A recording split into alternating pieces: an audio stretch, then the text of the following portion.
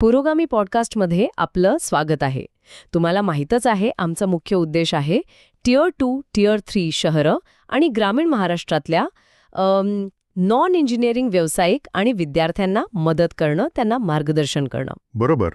कारण मेट्रो शहरं आणि इंजिनियर्ससाठी तर खूप काही आधीच उपलब्ध आहे. अगदी.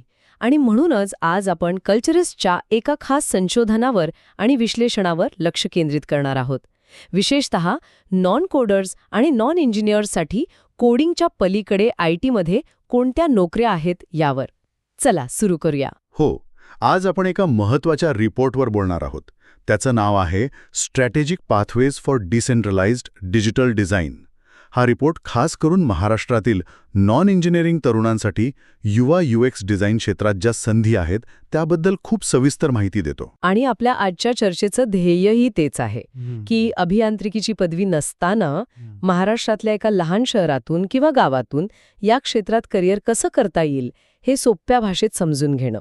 तर सुरुवात एका मोठ्या गैरसमजापासून करूया.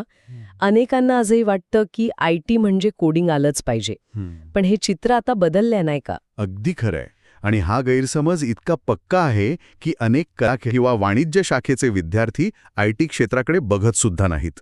पण सत्य हे आहे की म्हणजे सॉफ्टवेअर इंजिनिअरिंगसाठी जसं गणित, अल्गोरिदम्स लागतात तशी सखोल गरज UI UX डिझाईनसाठी नाही.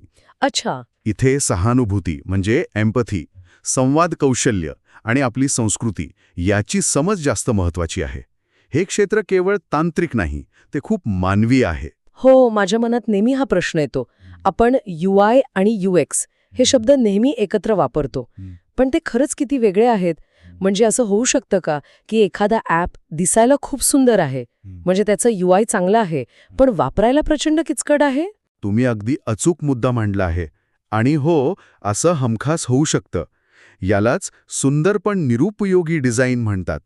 UI म्हणजे युजर इंटरफेस.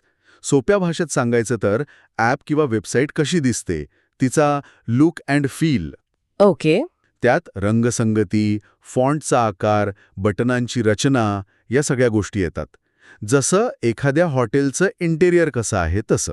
आणि मग UX म्हणजे युजर एक्सपिरियन्स, म्हणजे वापरकर्त्याचा एकूण अनुभव. ते हॉटेल सुंदर आहे, पण वेटर तुमचा ऐकत नाहीये, जेवण यायला खूप वेळ लागतोय, हा झाला वाईट युजर एक्सपिरियन्स. बरोबर. ॲपच्या बाबतीत ते वापरायला किती सोपं आहे, माहिती सहज सापडते का, या सगळ्या प्रश्नांची उत्तरं UX मध्ये दडलेली आहेत. UI दिसण्यावर लक्ष देतं, तर UX अनुभवावर. हे खूपच मनोरंजक आहे आणि याचमुळे कंपन्या आता यावर इतका खर्च करत आहेत ना. मी कुठेतरी वाचलं होतं की एका चांगल्या UI डिझाईनमुळे वेबसाईटचा कन्व्हर्जन रेट म्हणजे ग्राहक मिळवण्याचा दर तो तब्बल 200% वाढू शकतो. हो, आणि चांगल्या UX डिझाईनमुळे तोच दर 400% वाढू शकतो. यामागचं कारण सोपं आहे. आज प्रत्येक गोष्टीसाठी आपल्याकडे 100 ॲप्स आहेत. जर तुमचा ॲप वापरताना ग्राहकाला थोडा जरी त्रास झाला तर तो ते लगेच डिलीट करून दुसरा ॲप डाउनलोड करतो. त्यामुळे कंपन्यांना हे कळून चुकलंय. म्हणजे केवळ प्रॉडक्ट चांगलं असून चालणार नाही, तर ते वापरण्याचा अनुभव सुद्धा चांगला हवा. अगदी. आणि म्हणूनच या क्षेत्रात कुशल लोकांची मागणी प्रचंड वाढली आहे. पण ही मागणी असली तरी शिकायचं कुठून? कारण सगळ्यात मोठी अडचण तर भाषेची येते. ग्रामीण भागातल्या अनेकांना वाटतं की हे सगळं इंग्रजीतूनच शिकावं लागेल आणि तिथेच ते मागे हटतात. आणि काही वर्षांपूर्वीपर्यंत ते खरंही होतं, पण आता चित्र पूर्णपणे बदललंय. ही एक खूप सकारात्मक गोष्ट आहे. आता मराठीतून UI UX शिकवणारे अनेक प्लॅटफॉर्म्स उपलब्ध झाले आहेत. उदाहरणार्थ UI UX design Marathi, design मंडळ आणि आर्टफिना मराठीसारखे YouTube चॅनल्स आहेत. आणि यात एक महत्त्वाची गोष्ट म्हणजे हे चॅनल्स फक्त इंग्रजी संकल्पनांचं भाषांतर करत नाहीत, बरोबर? ते त्याला स्थानिक संदर्भ देतात, जे खूप महत्त्वाचं आहे. अगदी बरोबर. एम्पथी मॅपिंग नावाची एक संकल्पना आहे, ज्यात आपण वापरकर्त्याच्या भावना, विचार, गरजा समजून घेतो. आता ही संकल्पना जर एखाद्या अमेरिकन कंपनीचं उदाहरण देऊन शिकवली तर ती आपल्या विद्यार्थ्यांना तितकीशी भिडणार नाही. बरोबर. पण हेच चॅनल्स गावातील एखाद्या सहकारी पतसंस्थेचं किंवा आठवडी बाजारातील विक्रेत्याचं उदाहरण देऊन ही संकल्पना स्पष्ट करतात, तेव्हा ती थेट समजते आणि लक्षात राहते. म्हणजे फिग्मा आणि अडोबी XD सारखे व्यावसायिक टूल्स सुद्धा आता आपल्या मातृभाषेतून शिकता येतात. हो, त्यामुळे भाषेचा जो एक मानसिक अडथळा होता तो आता दूर झाला आहे. आता थेट कौशल्यावर लक्ष केंद्रित करता येतं. ऑनलाईन शिक्षण हे उत्तम आहे, पण अनेकांना एका संरचित अभ्यासक्रमाची, एका प्रमाणपत्राची गरज वाटते. त्या आघाडीवर काय परिस्थिती आहे? इथे शासनाची भूमिका खूप महत्त्वाची ठरते. महाराष्ट्र शासनाची महाराष्ट्र राज्य कौशल्य विकास सोसायटी MSDS खूप छान काम करत आहे. त्यांची प्रमोद महाजन कौशल्य व उद्योजकता विकास अभियान PMKUVA ही 100% राज्य अनुदानित योजना आहे. अच्छा. यात 15 ते 45 वयोगटातील कुणीही सहभागी होऊ शकतं आणि विशेष म्हणजे यासाठी 4 वर्षांच्या इंजिनिअरिंग डिग्रीची गरज नाही. इथे पूर्णपणे कौशल्यावर आधारित प्रशिक्षण दिलं जातं. ही योजना उत्तम आहे, पण अनेकदा अशा सरकारी योजना कागदावरच चांगल्या दिसतात. या केंद्रांमध्ये प्रशिक्षणाचा दर्जा राखला जाईल याची काय खात्री? तुमचा मुद्दा अगदी बरोबर आहे आणि ही एक खरी चिंता असते. पण या योजनेचं वैशिष्ट्य म्हणजे यात national skills qualification framework NSQF नुसार अभ्यासक्रम तयार केले जातात आणि प्रशिक्षणानंतर मूल्यांकनही केलं जातं. शिवाय ही केंद्र फक्त मोठ्या शहरांपुरती मर्यादित नाहीत. अच्छा, म्हणजे ती ग्रामीण भागातही आहेत. हो, या योजनेअंतर्गत संपूर्ण महाराष्ट्रात 511 प्रमोद महाजन ग्रामीण कौशल्य विकास केंद्र PMGKVK सुरू करण्याची योजना आहे. 511 हा खूप मोठा आकडा आहे. हो, उदाहरणार्थ नाशिक विभागात 505, पुणे विभागात 112 आणि छत्रपती संभाजीनगर विभागात 108 केंद्र प्रस्तावित आहेत. याचा अर्थ गडचिरोली किंवा नंदुरबारसारख्या दुर्गम भागातील तरुणांनाही आता डिजिटल कौशल्य शिकण्याची संधी त्यांच्या जिल्ह्यातच उपलब्ध होणार आहे. हे निश्चितच आश्वासक आहे. शासनाव्यतिरिक्त स्वयंसेवी संस्थांचा सहभागही अनेकदा महत्त्वाचा ठरतो.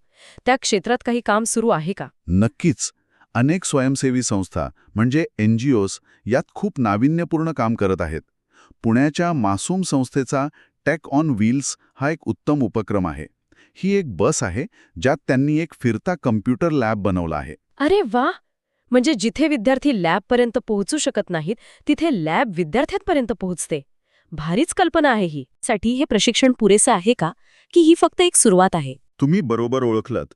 हा उपक्रम म्हणजे एक स्पार्क आहे, जो विद्यार्थ्यांमध्ये आवड निर्माण करतो. यानंतर पुढच्या टप्प्यासाठी Y4D फाउंडेशन सारख्या संस्था आहेत, ज्या पुणे आणि ठाण्यासारख्या भागांत डिजिटल ट्रेनिंग सेंटर्स चालवतात.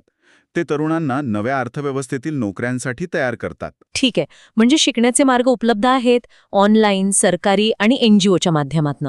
आता सर्वात महत्त्वाचा प्रश्न, कौशल्य शिकण्यानंतर नोकरी कुठे मिळणार? विशेषतः मुंबई पुण्याच्या बाहेर काय संधी आहेत? इथेच खरा आणि मोठा बदल दिसतोय.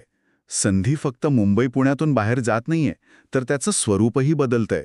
उदाहरणार्थ नागपूर आता एक मोठा IT हब बनत आहे, पण तिथल्या प्राइमथिंक, टेक ग्रुप्स आणि ZukoX सारख्या एजन्सीज फक्त परदेशी क्लायंटसाठी काम करत नाहीयेत. अच्छा. तर त्या स्थानिक ई-कॉमर्स, आरोग्य आणि शिक्षण क्षेत्रातील कंपन्यांसाठी काम करतात आणि त्या स्थानिक डिझायनर्सना प्राधान्य देतात. का? कारण त्यांना स्थानिक बाजारपेठेची चांगली समज असते. म्हणजे आता डिझायनरला शहराचा बाहेर राहून फक्त मोठ्या कंपन्यांसाठी रिमोट काम करण्याची गरज नाही, तर तो आपल्याच शहराच्या विकासात थेट भागीदार होऊ शकतो. अगदी बरोबर. आणि खरी संधी तर लघु आणि मध्यम उद्योगांमध्ये म्हणजे SMEsमध्ये दडलेली आहे. एका रिपोर्टनुसार टियर 2 आणि टियर 3 शहरांमधील कंपन्यांचा डिजिटल साधनांवरील खर्च 40% वेगाने वाढत आहे. याचे एखादं अधिक स्थानिक उदाहरण देता येईल का, जेणेकरून ते अधिक स्पष्ट होईल? नक्कीच. कोल्हापूर आणि सोलापूर हे रिटेल आणि टेक्सटाईलचे हब आहेत, बरोबर? हो. साड्यांचे ब्रँड्स किंवा प्रसिद्ध कोल्हापुरी चपलांचे उत्पादक आता ऑनलाईन विक्रीकडे वळत आहेत. त्यांना त्यांच्या वेबसाईट्स, Instagramसाठी आकर्षक पोस्ट्स, डिजिटल कॅटलॉग बनवण्यासाठी स्थानिक डिझायनर्स हवे आहेत. कोल्हापूरमधील मार्केट डेन्सिटी आणि सतेज इन्फोटेक सारखे स्टार्टअप्स याच स्थानिक उद्योगांना डिजिटल सेवा पुरवत आहेत आणि स्थानिक तरुणांना नोकरी देत आहेत. आणि सरकारी कामांमध्येही संधी आहेत असं ऐकलं होतं. ते कसं? हो, GEM म्हणजे गव्हर्नमेंट ई-मार्केटप्लेस नावाचं एक पोर्टल आहे. यावर नोंदणी करून लातूर किंवा परभणीसारख्या शहरांतील तरुण जिल्हास्तरीय सरकारी प्रकल्पांसाठीही डिझाईनचे काम मिळवू शकतात. उदाहरणार्थ जिल्हा परिषदेच्या एखाद्या आरोग्य योजनेसाठी माहितीपत्रक बनवणं किंवा स्थानिक पर्यटन स्थळाची माहिती देणारं एक छोटं ॲप डिझाईन करणं. संधी खूप आहेत, फक्त त्या शोधाव्या लागतील. हे सगळं ऐकून खूप उमेद वाटते. पण एक मोठी व्यावहारिक अडचण आहे. कंपन्या म्हणतात पोर्टफोलिओ दाखवा, पण नोकरी मिळवण्यासाठी पोर्टफोलिओ लागतो आणि पोर्टफोलिओ बनवण्यासाठी नोकरी. या चक्रातून नवीन तरुण-तरुणींनी बाहेर कसं पडायचं? हा एक खूप खूप महत्वाचा प्रश्न आहे आणि याचं उत्तर आपल्या आजूबाजूलाच आहे. आपल्या परिसरातील समस्यांवर काम करणं हाच यावरचा सर्वोत्तम मार्ग आहे. यालाच डिझायनिंग फॉर भारत म्हणतात आणि हाच ग्रामीण तरुणांचा सर्वात मोठा प्लस पॉइंट आहे. हे प्रत्यक्ष कसं करायचं याबद्दल थोडं सविस्तर सांगता का? नक्कीच. मला आठवतंय, एकदा जळगावच्या एका विद्यार्थ्याने तिथल्या स्थानिक भाजी मार्केटसाठी एक ॲप डिझाईन केला होता. त्यात त्याने पेमेंटसाठी QR कोड नाही, तर आवाजाने पेमेंट कन्फर्म करण्याची कल्पना मांडली होती. कारण तिथले अनेक विक्रेते स्मार्टफोनमध्ये तरबेज नव्हते. अरे वा. त्यांना कॅमेरा वापरून स्कॅन करणं जमत नव्हतं. ही स्थानिक समज कोणत्याही पुस्तकातून मिळत नाही. हे तर अप्रतिम आहे. या एका कल्पनेतूनच त्याची समस्या सोडवण्याची क्षमता दिसून येते. बरोबर. तर सुरुवात अशी करता येईल, आपल्या गावातील बसचं वेळापत्रक समजायला किचकट आहे का, ते सोपं करणारं एक काल्पनिक ॲप डिझाईन करा. गावातील आशा वर्करला आरोग्य नोंदी ठेवायला त्रास होतो का, त्यासाठी एक सोपं मराठीतलं ॲप डिझाईन करण्याचा केस स्टडी तयार करा. आणि हाच पोर्टफोलिओ म्हणून दाखवता येईल. हो, यात मोठ्या आणि रंगीत बटनांचा वापर करा, मजकूर कमी ठेवा. हाच तुमचा पोर्टफोलिओ आहे. म्हणजे सुरुवात करण्यासाठी मोठ्या प्रोजेक्टची किंवा महागड्या लॅपटॉपची गरज नाही. अजिबात नाही. प्रो ॲपसारख्या मोबाईल ॲप्सवरून तुम्ही शिकायला सुरुवात करू शकता. आपल्या मित्रांसोबत, कुटुंबासोबत बोला आणि कागदावर स्केच करूनही तुमचा पहिला प्रोजेक्ट सुरू करू शकता. महत्त्वाचं आहे सुरुवात करणं. तर आजच्या चर्चेतून हे स्पष्ट झालं आहे की नॉन इंजिनियर तरुणांसाठी UI/UX डिझाईनमध्ये करिअर करण्याचा मार्ग केवळ खुला नाही, तर तो त्यांच्यासाठी खूप स्वाभाविक आहे. या सगळ्या चर्चेचा सारांश काढायचा झाला. पहिला आणि महत्त्वाचा मुद्दा म्हणजे मराठीतील ऑनलाईन संसाधनांचा पुरेपूर वापर करून शिकायला सुरुवात करा. भाषेला अडथळा बनवू देऊ नका. दुसरा मुद्दा, PMKVU सारख्या सरकारी योजनांमधून प्रशिक्षण आणि प्रमाणपत्र मिळवा. यामुळे तुमच्या कौशल्याला एक औपचारिक ओळख मिळते. तिसरा, डिझायनिंग फॉर भारत या संकल्पनेवर काम करा. आपल्या परिसरातील लहान-सहान समस्या ओळखा आणि त्या सोडवण्यासाठी डिझाईनचा वापर करा. हाच तुमचा सर्वात मजबूत पोर्टफोलिओ बनेल. आणि चौथा, नोकरीसाठी फक्त मोठ्या शहरांकडे न बघता आपल्या जिल्ह्यातील स्थानिक कंपन्या, एजन्सी यांच्यात संधी शोधा किंवा फ्रीलान्सिंग प्लॅटफॉर्मद्वारे जागतिक स्तरावर काम मिळवण्याचा प्रयत्न करा. यात एक अंतिम विचार मला मांडावासा वाटतो. महाराष्ट्रातील ग्रामीण भागातील डिझायनरचा खरा USP म्हणजे त्याचं खरं वैशिष्ट्य हे फिग्मा किंवा अडोबी XD सारखं टूल सफाईदारपणे वापरण्याचं कौशल्य नाही. तर मग काय आहे ते वैशिष्ट्य? म्हणजे आपल्या समाजाच्या, आपल्या लोकांच्या गरजांबद्दल असलेली सखोल आणि सहानुभूतीपूर्ण समज. ही समज मोठ्या शहरातील मोठ्या शिक्षण संस्थांमधून आलेल्या डिझायनरकडे सहजासहजी असू शकत नाही. खरंय. कारण तुम्ही ज्या वातावरणात वाढला आहात तिथल्या समस्या, तिथली भाषा, तिथल्या सवयी तुम्हाला आतून माहीत आहेत. तुमची हीच ताकद तुम्हाला इतरांपेक्षा वेगळं ठलवेल आणि यशस्वी करेल. आणि ही स्थानिक समजच तुमची ताकद आहे. पण जाता जाता एक विचार करण्यासारखा प्रश्न आहे. जसतशी AI टूल्स अधिक शक्तिशाली होतील आणि डिझाईनचं बरंचसं तांत्रिक काम आपोआप करू लागतील, तेव्हा ही मानवी सहानुभूती आणि स्थानिक गरजांची सखोल समज हेच एकमेव कौशल्य असेल का, जे माणसाला मशीनपेक्षा नेहमीच वेगळं ठरवेल? विचार नक्की करा.